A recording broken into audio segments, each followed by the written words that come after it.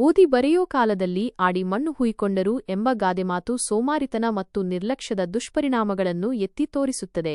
ಈ ಗಾದೆಯು ವಿದ್ಯಾರ್ಥಿಗಳು ತಮ್ಮ ವಿದ್ಯಾಭ್ಯಾಸದ ಸಮಯದಲ್ಲಿ ಆಟೋಟಗಳಲ್ಲಿ ಮತ್ತು ಇತರ ವ್ಯರ್ಥ ಚಟುವಟಿಕೆಗಳಲ್ಲಿ ತೊಡಗಿಸಿಕೊಂಡರೆ ಅವರು ತಮ್ಮ ಭವಿಷ್ಯವನ್ನು ಹಾಳುಮಾಡಿಕೊಳ್ಳುತ್ತಾರೆ ಎಂದು ಅರ್ಥೈಸುತ್ತದೆ.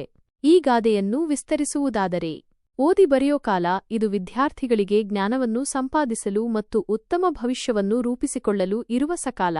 ಈ ಸಮಯದಲ್ಲಿ ಅವರು ಏಕಾಗ್ರತೆಯಿಂದ ಓದುವುದರ ಕಡೆ ಗಮನ ಕೊಡಬೇಕು. ಆಡಿ ಮಣ್ಣು ಹುಯ್ಕೊಂಡರು ಇದರರ್ಥ ಆಟಪಾಠಗಳಲ್ಲಿ ಮತ್ತು ಅನಗತ್ಯ ಚಟುವಟಿಕೆಗಳಲ್ಲಿ ತಮ್ಮ ಅಮೂಲ್ಯವಾದ ಸಮಯವನ್ನು ವ್ಯರ್ಥ ಮಾಡಿಕೊಂಡರು.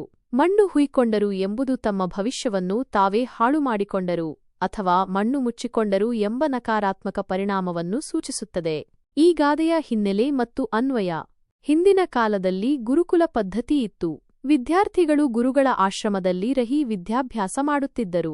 ಆ ಸಮಯದಲ್ಲಿ ಓದುವುದು ಮತ್ತು ಬರೆಯುವುದು ಮುಖ್ಯ ಕಾಯಕವಾಗಿತ್ತು. ಯಾರು ಆ ಸಮಯದಲ್ಲಿ ಆಟೋಟಗಳಲ್ಲಿ ಮೈಮರೆತಿದ್ದರೋ ಅವರು ವಿದ್ಯಾಭ್ಯಾಸದಲ್ಲಿ ಹಿಂದುಳಿಯುತ್ತಿದ್ದರು. ಆದರೆ ಈ ಗಾದೆಯು ಕೇವಲ ವಿದ್ಯಾರ್ಥಿಗಳಿಗೆ ಮಾತ್ರ ಸೀಮಿತವಾಗಿಲ್ಲ.